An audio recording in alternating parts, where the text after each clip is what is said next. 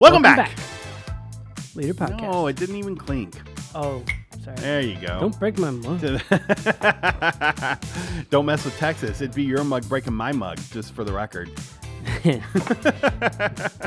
to see you guys today. Hey, what are we doing? Roulette? Yeah, leader roulette? shout out roulette. Okay, let's do roulette. Reminder, if you weren't listening last week, the winner gets a free scoop of ice cream on Mad Mike's. Yeah. And so we'll have that little punch card. On Mad Mike's, courtesy of Psycho Phil. Yep. In the leader workroom. Yeah. And then that same person will also get a leader shout out. All right, who we got? So we haven't seen these. We haven't prepped. Now, can you remind everyone whose names are in here right now? I could, if I could remember whose names are in here. These are all the people that have RSVP'd yes or no to the March leader lunch. So the 39 of you leaving that I was like, it's red. everybody but 39. It's everyone but 39 of our volunteers, which is 50%. Which, by the way, 50% RSVP is pretty good RSVP rate. So thank you for that. But yeah, the I rest want of more.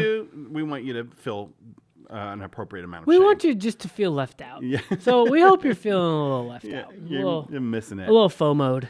So the winner of the scoop of ice cream, which... Let me ask you this. If you won the scoop of ice cream... I would leave this podcast right now and go down there and get it. But what would you get? That's going to be the question. Like typically, I mean, I know every place has their own like little flair. But, like typically you walk into an ice cream place, your go-to is... Well, I judge places by their fruit-flavored ice cream. Like if I'll go back, it usually is... It's usually cherry, vanilla, or some sort of cherry ice cream. Okay. Like, if it's not good, I won't ever get anything else there. Interesting. Right? That's not necessarily... Is that why... So Mad Mike's is good because you go back a lot. I like Mad Mike's. Yeah. I don't like Brahms. I got cherry ice cream that just tasted... Brahms gave me an allergic reaction to their ice cream. Yeah. Oh, I thought you meant to the way they took payment from us when we had all the kids in there last year, spring break. No, for whatever reason, I wasn't at that one. I can't remember why. I had something else going on. But no, from their actual food, quality of their food, they made my body break out in a rash. And I was like, this doesn't seem good. Yeah, I don't think this is healthy. I may not go here very much. I went and had ice cream there one time that didn't taste like anything except just regular old soft serve. Cold goo. I was like, this is not my thing.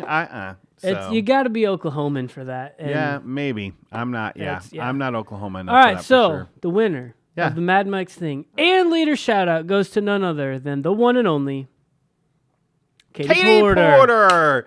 Katie is 11th. I mean, not the 11th. When you said 11th, I thought you were about to say Katie is a legend. I thought that's what you were about to say. Katie serves at the 11 o'clock hour with 7th and 8th grade girls. Yeah, she does. And let me tell you something. She's if you legendary. don't know this about Katie, Katie owns her own organizational business. What? So she can... I didn't know that. Yeah, she can organize the business out of your business. Wow. Like, she's really good. And so one of Katie, the things... I got a couple of residents I need to stick you on. Yeah, exactly. We're going to get her over here coaching. One of the things that I love about Katie is that she doesn't like to be idle. And so when she's serving, she wants a thing to do. But often... Yeah, me neither. We're not very good at like laying out all the things there are to do. Yeah, we're like, greet people for a few minutes. Yeah, exactly. So, and then what? Sit there. So we were coming up on high school weekend. This is last month sometime. And I was like, okay, Katie, this job is a little ambiguous, but we kind of need you to help with the catering. We kind of need you to like manage the cafe and the food stuff and, maybe help a little bit with cleaning and switching over the rooms and stuff. So I know it's a little ambiguous, not super direct tasks. Like, is that something you'd be interested in? And she was like, yes. And every time I've asked her to do something, that's how she responds, an immediate yes. And she walked No pressure, Katie. She walked in the room. Yeah. That was subliminal messaging. And she literally walked in that room like she owned that place. Yes, like, she did. She took care of some catering issues that we had that, she could have very easily just said, hey, on Monday, you guys need to call and do this, and this wasn't right. And she handled everything. And then awesome. I walked into the auditorium, and she's turning tables, not like turning tables over. Like Jesus. Yeah, like turning them to useful again and all that. Like she just gets in there and gets work done. Yeah. Yeah. It's super helpful. Thanks. So shout out. Yeah. Good job, Katie. Yep. Enjoy Thanks your for ice your cream. help at high school weekend. Appreciate you. Yep. So we're in week 3 now. Yes, we of are. Our winning series. Yep. How to win. And this is going to be how do you win this semester? Yeah. All right. So this is like half of a year, half of a serving term. Yeah. You know, we typically enlist for a 12-month serving term from June to June, basically. Yep. And so in the fall semester, or summer plus fall, that looks like a win. And then in the winter through spring semester, this is a win. So breaking that term into 2, for student experience, what would you say someone who's check-in, safety, greeting, cafe, what does a win for them look like? This is a tougher one. It is a little bit tougher. I mean, you know, we're talking about getting to know kids and getting to know their names and all that. And it doesn't really lend itself, like that role doesn't really lend itself to like getting deep and personal and, you know, like share your sins. Yeah, exactly. Hey, while you're typing in your phone number, you want to confess anything? What's the worst thing you've ever done? Or just this week. But I think that it does lend itself to seeing potential, like leadership potential. Yeah. Like you watch kids and you see kids who are bringing in a gaggle of friends and you notice that they are not afraid to invite. You see kids who, you know, you guys, student experience, you see kids in every part of the building. So not just when they're on their best behavior. Correct. So you're seeing them interact with their friends. You're seeing them smile and laugh and high five Fred. You're seeing who might feel like they're a little bit alone and who tries to include people in that moment. And you're seeing who is the best 9-square player, which if you were drafting your 9-square team, comment right now, who would be the number 1 pick in our student ministry? Of the staff or of everybody on the whole planet? Students. Okay, students. Best student 9-square player. I don't know. I'm going to tell you who mine wouldn't be. Who? Wouldn't? No, that kid wants to kill people. That would be why he might be some people's number it's 1. It's a game. Anyway, we digress. So, also, you have to beep his name now. So, I think that maybe the goal for a semester win for student experience is just identifying a kid or two that you might call out in a good way and say, hey, I've noticed this about you. Have you ever thought about joining us on the greeting team? Would you like to help me serve donuts? You know, it will give you an opportunity to build some more personal relationship with kids. Yeah. But also gets kids serving, which is a big part of our next steps kind of initiatives around here. Yeah. Serving matters. And so eyeballing kids and kind of understanding who they are and a little bit what they're bringing to the table and maybe inviting them into a serving moment with you. Yeah. Could be a huge semester win, I think. Absolutely. Yeah. Yeah. Good. That'd be like pinnacle, like peak. You've arrived. I know maybe we should save that for the annual win, but no, I got something for him on that. Okay, good. Just you wait. Connect Group leaders. Yeah, Connect Group leaders. Semester win so they've been talking less and less. They've been reaching out and making connection with their students. Yeah. Hopefully, I would say, which we haven't really hit on exactly as like a win in either of the last 2 episodes. So let me just say, hopefully a natural byproduct of those are they're also becoming friends with each other.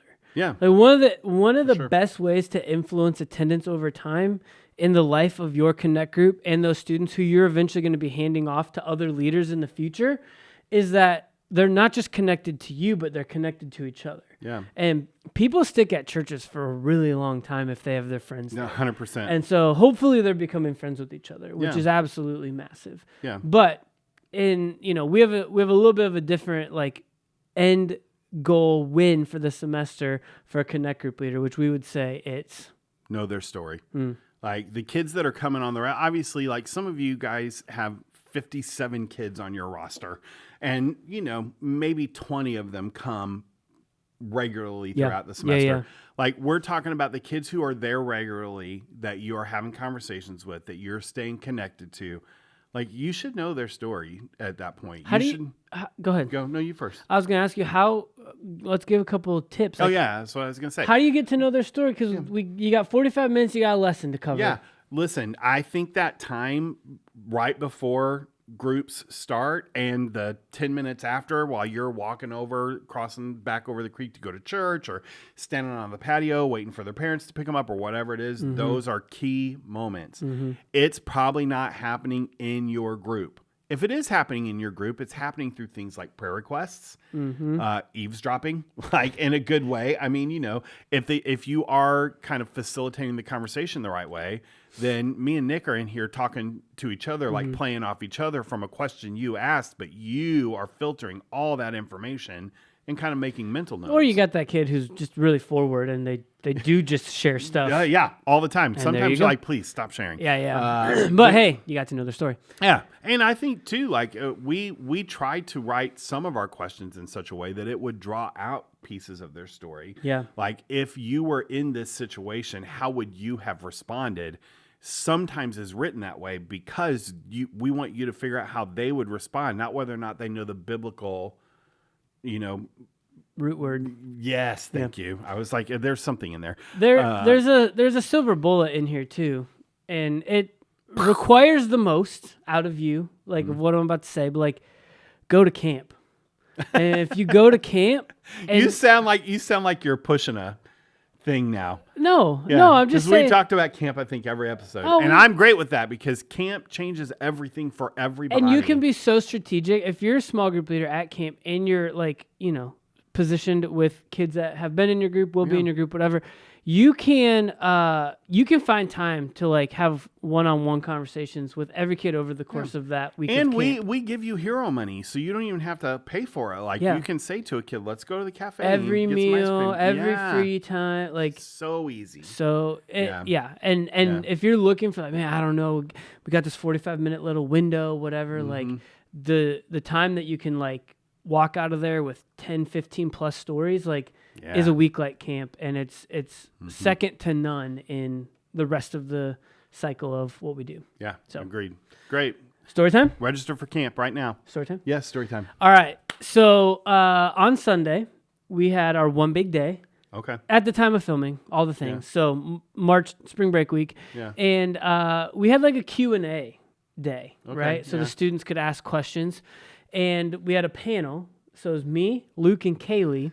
But just to make sure that there was no heresy being spewed, we made sure that Reverend Cameron Bundy graced us with his presence. Yes. And so every time we addressed him, he made us bow a little and cross ourselves. But we had names bleeped, of course. Yes. We had our bleep too because I will identify them. Dang it. Do the announcements. If you're there, you're going to know. We had some students do the announcements. Yeah. And as the students are doing the announcements, the announcements were meant to say, hey, today we're having some questions and we got a special guest here with us to help with that. Yeah. Instead, the way the announcement went down was, we are having a special interview with Pastor Bundy and... you guys are going to have an opportunity I bet Cam was in the background. Grill him. Yeah, he's like, well, what? That's not what you said you were enlisting me to. No. And then we got up and we're like, check on your friendly students here. Because that's not at all what they're supposed to say. But I'm glad we do run through. That's why we do run through. So good. Let's crash land this thing. All right. Bye, everyone. Love you guys. See ya.